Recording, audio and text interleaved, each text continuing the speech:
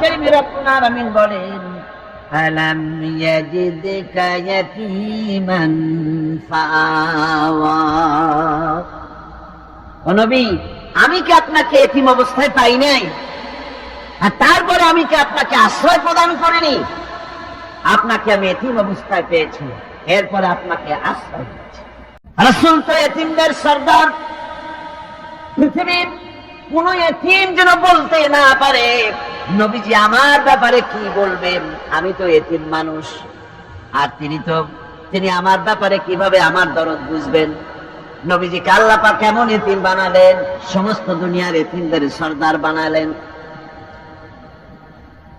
মায়ের পেটে যখন তিনি ছিলেন, 6 মাসের সময় মায়ের পেটে থাকাকালীন বাপের এতিম হয়ে গেলেন। যখন প্রসব বেদনা শুরু হয়েছে মায়ের, দুনিয়ায় যখন তিনি আসবেন, হযরতে আমেনা ঘরের ভিতরে বসে তার অবস্থাটা কি? এই সন্তান পৃথিবীতে আসতে পারে, যিনি সবচাইতে বেশি খুশি হবেন তিনি তো আজ দুনিয়ায় নাই। মনের ভিতরে কত কষ্ট। আল্লাহ রাব্বুল আলামিন তার হাবিবকে দুনিয়া আনলেন। রাসূলের দাদা ঘরের সামনে তাঁবুর সামনে দাঁড়ায়া তায়েফ থেকে আগত সাদিয়া গোত্রের লোকদেরকে বলতেছেন, এই ঘরের ভিতরে একটা এতিম বাচ্চা আছে, বেশি টাকা করি দেওয়া যাবে না, যদি দয়া হয় নিয়ে যাও। গরিব মানুষ, এতিম মানুষ দেখে শুনে কেউ আর নিতে চায় না। সবশেষে এলেন ভাগ্যবতী মেয়ে, ভাগ্যবতী মহিলা হযরতে হালিমাতুস সাদিয়া। তিনি এসেছেন, কোন ছেলে পেলে পায় নাই, সকলের শেষে তিনি এসেছেন।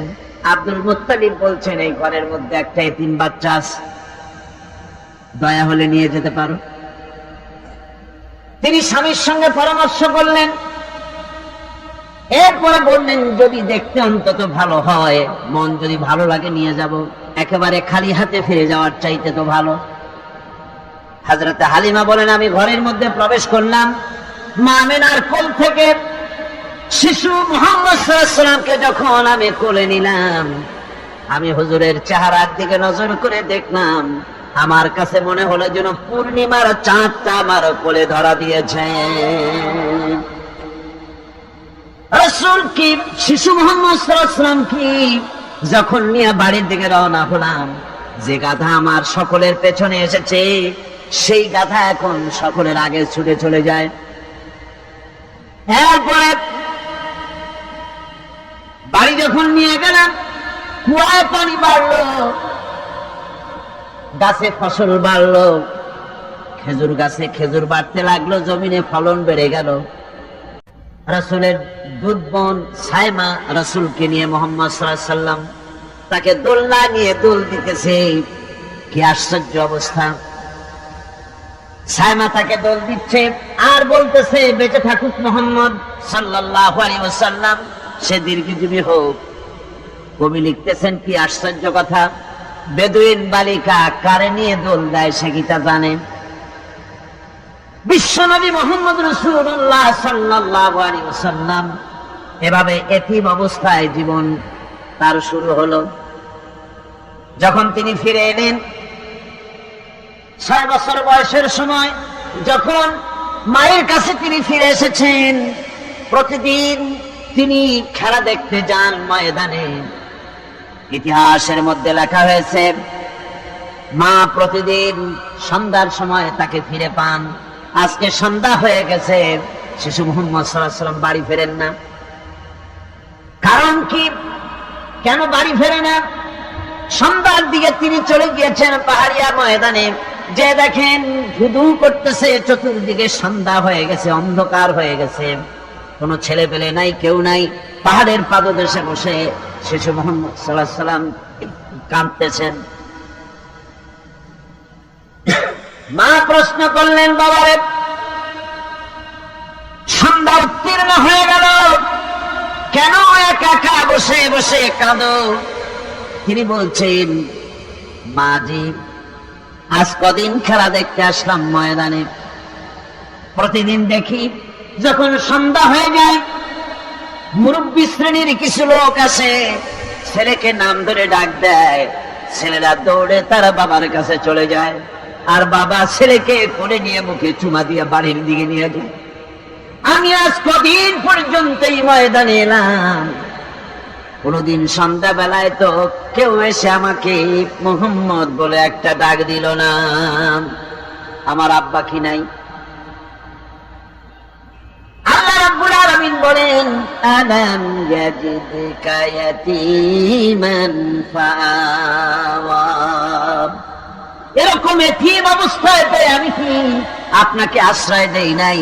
আপনাকে আমি পেয়েছি এতিম অবস্থায়, এরপরে আমি আপনারে আশ্রয় দিলাম।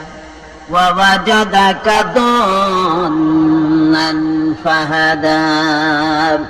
এরপরে আমি আপনাকে পথ হারা পেলাম, আমি আপনাকে পথের দিশা দিয়া দিলাম। ওয়াওয়াজাদাকা আইলান ফাআগনা। এরপরে আমি আপনাকে দরিদ্র অবস্থায় পেয়েছি, তারপরে আমি আপনার দারিদ্র মুক্ত করেছি আপনাকে। সুতরাং ফাআম্মাল ইয়াতীমা ফালা তাকহার ওয়া আম্মাস সাইলা ফালা তানহার ওয়া আম্মা বিনি'মাতি রাব্বিকা ফাহাদ্দিস। সুতরাং নবী, ইয়াতীমের প্রতি নির্মম ব্যবহার করো না, ইয়াতীমের প্রতি ভালো ব্যবহার করো, নির্মমতা দেখাইও না। আর ভিক্ষুককে ধমক দিও না, রূঢ়তা দেখিও না, আর আল্লাহর নিয়ামতের প্রশংসা করো। বহুত মানুষ আছে এতিমরে গলায় ধাক্কা দেয়। মানুষ যখন ভিক্ষা নিতে আসে, গরিব মানুষ ভিক্ষা চাইতে আসছে, ওই মেয়ে আত্মাহিতে জানো, দোয়া করুন জানো, বাড়ি যেয়ে কাজ করবা, এই সব আজে বাজে কথা বলিয়া ভিক্ষা দেয় না। সায়েলকে ধমক দিতে রাসূল করিম সাল্লাল্লাহু আলাইহি ওয়াসাল্লাম নিষেধ করেছেন, সায়েলকে ধমক দিও না। গাড়িতে বসে যাচ্ছেন সাহেব, ট্রাফিক মোড়ে যখন সিগন্যাল জ্বললো, গাড়িগুলি দাঁড়ায় গেল, ফকির এসেছে, হাত নাই পাও নাই, বুড়া মানুষ, একটা পয়সা বার করে না। আবার এই মানুষটি ওই ফকিরকে ধমক দিয়া বার করে দিল। এরপরে এই লোকটি যখন কোন মাজারের কাছে পৌঁছে গেল, 500 টাকার কড়কড়ে নোটটা ফেলে দিল। বলেন টাকা দরকার কার? মরা মানুষের না জিন্দা মানুষের? কার দরকার? যার টাকা দরকার ছিল তারে দেওয়া হলো না, যার দরকার নাই তারে দেওয়া হলো। এরপরে লোকটা না খেয়ে যখন মারা গেল, পথের ফকির, রাস্তার ফকির, না খেয়ে মারা গেছে। এরপরে তার কাপড়ের কাপড় নাই, লোকটাকে রাস্তার উপরে শোয়া একটা ছেঁড়া কাপড় দিয়ে ঢেকে রেখেছে। বড় লোকেরা, সাহেবরা তখন গাড়ি দাঁড় করে আর 5টা টাকা 2টা টাকা করে তার লাশের উপরে মারতেছে। এটা মানবতার এর চাইতে লাঞ্ছনা, মানবতার জন্য এর চাইতে গঞ্জনা আর কিছুই হতে পারে না। মানবতার প্রতি লাঞ্ছনা এর থেকে আর দুর্গতি কি হতে পারে? বেঁচে থাকার সময় 1টা টাকা আপনি দিলেন না, মরে যাওয়ার পর বিদায় হয়েছে বালাই, এখন দেওয়া শুরু করেছে। আমার বন্ধুগণ, এজন্য এতিমের প্রতি দরদ করার জন্য আল্লাহ পাক কোরআনের ভিতরে পরিষ্কার বলেছেন। রাসূল করিম সাল্লাল্লাহু আলাইহি ওয়াসাল্লাম নিজে এতিম ছিলেন, আর এতিমের প্রতি তার এত দরদ ছিল, একবার তিনি ঈদের দিকে নামাজ পড়ার জন্য যাচ্ছেন, প্রতিমধ্যে দেখেন একটা বাচ্চা ছেলে কাঁদতেছে। এই রাস্তায় কত মানুষ গেল, কেউ দাঁড়ালো না, থমকে। বাচ্চার ক্রন্দন কাউকে থামাইতে পারলো না, কিন্তু বিশ্ব নবী, দয়ার নবী রাহমাতুল লিল আলামিন বাচ্চার কান্না দেখে পাও বাড়াতে পারলেন না। নবীজি দাঁড়ায় গেলেন, জিজ্ঞেস করেন, ও বাচ্চা, ঈদের দিনে কাঁদো কেন? ঈদের দিনে তো কাঁদতে নাই। বাচ্চা বলে, তোমার কাছে বলবো না, আমি সেই সকালবেলা থেকে বসে আছি, আমি যদি মক্কার আব্দুল্লাহর পুত্র মুহাম্মদ রাসূলুল্লাহ সাল্লাল্লাহু আলাইহি সাল্লামকে পাই, মনের দুঃখ তার কাছে বলবো। বিশ্ব নবী জমিনের উপরে বসে বললেন, বাচ্চারে কোলের উপরে উঠায় বলেন, বাচ্চা বলো কি তোমার দুঃখ? তুমি যার জন্য বসেছো আমি তো সেই এতিম নবী, কি বলতে চাও? বাচ্চা বলতেছেন, ইয়া রাসূলুল্লাহ, আমার বাবা মারা গেছে সেই ছোট্টবেলায়, একেবারেই তখন মায়ের পেট থেকে আমি আসার পর বাপ মরে গেল, আমার মা আর একজনের সঙ্গে বিয়ে বসেছেন, সেই পুরুষটি আমারে দেখতে পারে না, আমার মা যদি আমারে কোলে করে এসে সহ্য করতে পারে না, আমারে চুমা খাইলে সহ্য করতে পারে না, আমারে খাবার দিলে মা মার খায়। আজ ঈদের দিনে রাতে আমার মা আমাকে বলল, বাবারে তোমার কপাল খারাপ, তোমার বাবা মারা গেছে, তোমাকে সাহায্য করার কেউ নাই, আমি তোমার যত্ন করতে পারলাম না, কোলে নিয়ে চুমাও দিতে পারি না, আমার এমনই কপাল খারাপ। সুতরাং এতিমের দরদ এতিম ছাড়া কেউ বুঝবে না, তুমি আজ চলে যাও, ওই রাস্তায়, ঈদের রাস্তায় দাঁড়ায় থাকো, মাঠের রাস্তার পাশে, বিশ্ব নবীর কাছে তোমার দুঃখ বলো, এতিমের দুঃখ তিনি বুঝবেন। আমি মায়ের কথা মতো এই জায়গায় এতক্ষণ বসে আছি, হুজুর আপনি দয়া করে, আমার কথা তো আপনার কাছে বললাম, আমার মনের এই দুঃখ।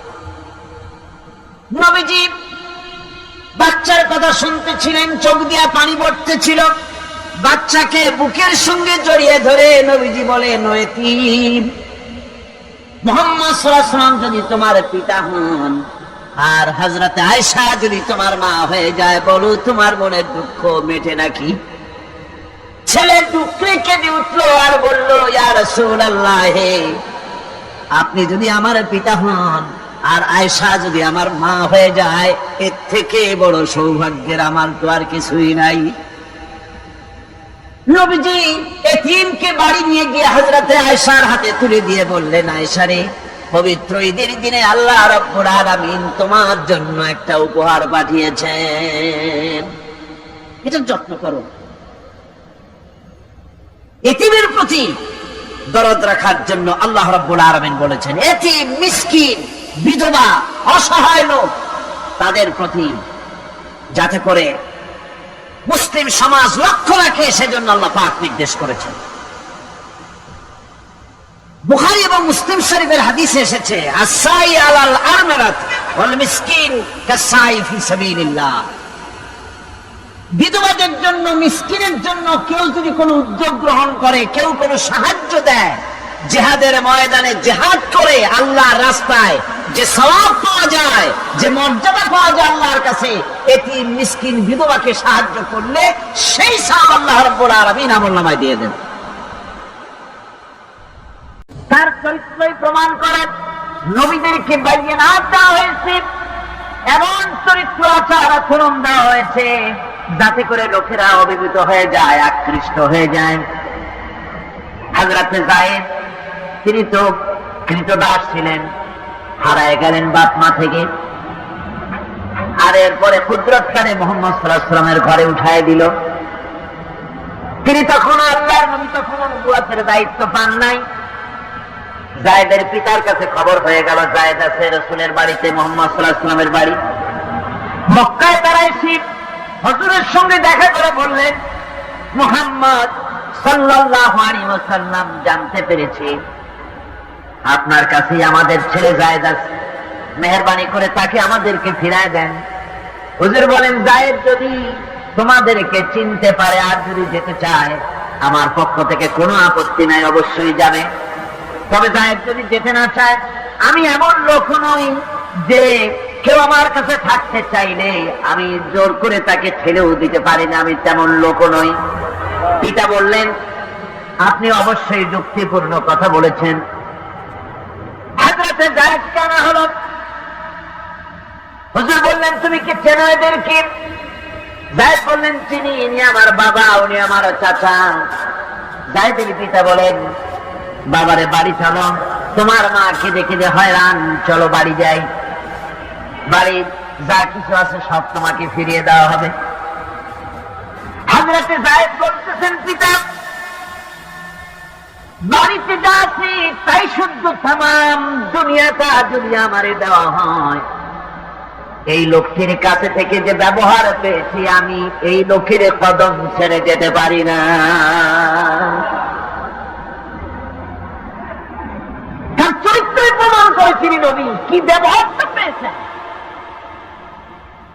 হযরত আনাস রাদিয়াল্লাহু তাআলা আনহু ছোট মানুষ, 8 বছর বয়সের সময় হুজুরের খাদেম হয়ে হুজুরের বাড়িতে আসছে। আচ্ছা, 8 বছর বয়সের কিশোর ভুল তো করতেই পারে। গরম পানি চাইলে ঠান্ডা পানি এনে দেবে, স্যান্ডেল চাইলে জুতো আনবে, বিছানা বিছাইতে বললে উঠাই তোলে, এটা স্বাভাবিক। কিশোর মানুষ, ছোট মানুষ। এবার শুনুন, বাইয়ানাত কারে বলেন? নবীদের বাইয়ানাত আল্লাহ যে দিয়েছেন সেটা কি জিনিস? সেটা হলো উন্নত মানের চরিত্র, তার ব্যবহার ওঠা বসা যা দেখলে মানুষ বুঝতে পারে তিনি আল্লাহর নবী। হযরত আনাসের মুখে শুনুন, হযরত আনাস রাদিয়াল্লাহু তাআলা আনহু বলেন, একাধিক ক্রমে টানা 10টি বছর রাসূলের খেদমতের ভিতরে নিয়োজিত ছিলাম। 10টি বছরের ভিতরে একটা দিনের জন্য নবীজি আমাকে ধমক দিয়ে কথা বলেন নাই। তো ধমক দিলেন না আমাদের, এটা করছো কেন, এটা করো নাই কেন? সুবহানাল্লাহ বিহামদিহি। গোটা পৃথিবী সমস্ত মুমিন মুসলমানদের, পুরুষ আর নারীদের জীবন, কলিজা, রক্ত রাসূলের কদম মুবারক উৎসর্গ হয়ে যায়। মহান রব্বুল আলামিনের কাছে তার হাবিব রাসূলুল্লাহ সাল্লাল্লাহু আলাইহি ওয়াসাল্লামের ছিল বিশেষ মর্যাদা। আসুন আমরা সে সম্পর্কে আলোচনা শুনি। আমার ভাইরা, রাসূল পাক সাল্লাল্লাহু আলাইহি ওয়াসাল্লাম আল্লাহর নবী এমন এক মহান সত্তা ছিলেন যে তিনি দোয়া আল্লাহর দরবারে হাত উঁচু করতে দেরি আছে, কিন্তু দোয়া কবুল হতে দেরি নাই। হিজরত করে মদিনায় এসেছেন, নামাজ পড়তে দিল চায়, কাবা শরীফের দিকে ফিরে যদি নামাজ পড়তে পারতাম দিলটা বড় ভালো লাগতো, কিন্তু হাত উঁচু করে মোনাজাত করতেছেন না, আল্লাহর কাছে বলতেছেন না যে আল্লাহ তুমি আমার কিবলাটা বাইতুল মুকাদ্দাস থেকে ফিরাইয়া মক্কা শরীফে বাইতুল্লাহর দিকে ফিরাইয়া দাও। মুখেও বলতেছেন না, মনেও না, শুধু আকাশের দিকে বারবার তাকাচ্ছেন, মোনাজাত করেন নাই। মনে মনে আশা পোষণ করতেছেন যদি এমন একটা ওহী নাযিল হয়ে যেত। আল্লাহ রাব্বুল আলামিন সঙ্গে সঙ্গে রাসূল জোহরের নামাজ পড়তেছিলেন, 2 রাকাত পড়া হয়ে গেছে, এমন সময় ওহী নাযিল হয়ে গেল, আদনারা তাকাল্লুবা ওয়াজহিকা ফিস সামা। ও নবী, আমি দেখতে পেয়েছি বারবার আপনি আকাশের দিকে তাকাচ্ছেন। সুবহানাল্লাহ, আমি দেখতে পেয়েছি। فَلَنُوَلِّيَنَّكَ قِبْلَةً تَرْضَاهَا فَوَلِّ وَجْهَكَ شَطْرَ الْمَسْجِدِ الْحَرَامِ। আর দেরি নাই, আপনার মনের আশা পুরো হয়ে গেছে, এক্ষুনি আপনার কিবলা পরিবর্তন করুন। হুজুর 2 রাকাত পড়েছিলেন বাইতুল মাকদাসের দিকে ফিরে, বাকি 2 রাকাত তিনি মক্কা শরীফের কাবা শরীফের দিকে ফিরলেন।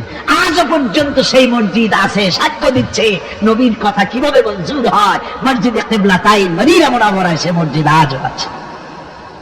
ভাইরা আমার, রাসূল পাক সাল্লাল্লাহু আলাইহি ওয়াসাল্লাম এত বড় মর্যাদা সম্পন্ন ব্যক্তিত্ব, মহান ব্যক্তিত্বের উম্মতের মধ্যে আল্লাহ আমাদের শামিল করেছেন। শুকরিয়া স্বরূপ আমরা পড়ি আলহামদুলিল্লাহ। জোরে সোরে পড়েন আলহামদুলিল্লাহ। আমার ভাইরা, মর্যাদা এত বেশি আল্লাহ রাসূলকে আল্লাহ রাব্বুল আলামিন দান করেছেন। এই পৃথিবীতে কোন মানুষের সঙ্গে যদি আপনি বেয়াদবি করেন, তিনি আপনার বাপ হোক, তিনি আপনার মা হন, অথবা আপনার উস্তাদ হন, অথবা আপনার পীর হন, যে কেউ হোক না কেন, কারো সঙ্গে যদি কোনো বেয়াদবি হয়ে যায় তো শুধু একটা বেয়াদবি ছাড়া আর কিছুই না। কিন্তু নবীজির সঙ্গে যদি কেউ বেয়াদবি করে, সেটা শুধু বেয়াদবি থাকে না, কুফরি হয়ে যায়।